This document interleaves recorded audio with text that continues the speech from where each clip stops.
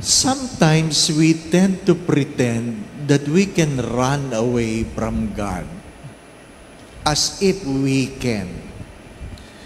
My dear friends, my brothers and sisters, running away from God will just make our life difficult. Remember that. Running away from God will just make our life difficult. Jonah tries to run away from God. Second, in running away from God, we will make the lives of other people difficult. Dahil tumakbo siya, pati yung barkong sinakyan niya, naging naabala, sabi nga, naging bahagi ng problema ng ang unos ay pinadala ng Diyos para hindi makatakas si Jonah. Tandaan natin ang dalawang bagay na yon. Running away from God will make our life difficult. Second, because we run away from God, even the people we love will make their life difficult. As if we can really run away from God, where will you hide? Ask yourself, where will you hide? From a place where God have created. May pagtataguan ka ba sa mundong ito? Wala. Meron ba talagang malilihim sa Diyos mula sa iyong kalooban? Wala. Batid ng Diyos ang kaibuturan ng ating mga puso. We can never run away from God. What we can only do is pretend. Pagkamisan, pag tayo nasa taluktok ng ating tagumpay, parang walang Diyos. Pag tayo malusog, pag tayo masaya, parang walang Diyos.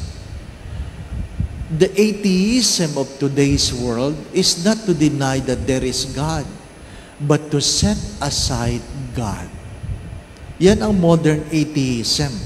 Hindi yung hindi ako naniniwala sa Diyos, isinasantabi ko ang Diyos sa mga panahong hindi ko kailangan. Kaya nga minsan sinabi ko, bakit pag may sakit ka, tinatanong mo sa Diyos, Lord, bakit may sakit ako? Pero pag wala kang sakit, nagtanong ka ba, Lord, bakit wala akong sakit? Meron bang nagtanong? Wala. When we are blessed, we often forget God. We often forget God. The first part of the gospel is what? We should love the Lord with all our heart, with all our soul, with all our strength, and love our neighbor.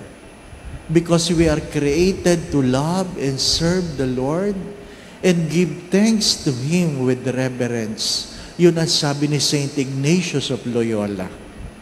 Saan ba tayo patutungo? Galing tayo sa Diyos, uuwi tayo sa Diyos. Pwede tayong magbingi-bingihan, pero kahit kailan, hindi natin pwedeng pagtaguan ang Diyos. Minsan, na-late ako sa aking misa sa parokya dati dahil yung lay minister na magsiserve ay biglang inatake sa puso. What I did is to anoint him first before the Mass. Late ako ng 15 minutes. Alam ng mga tao kung bakit ako late.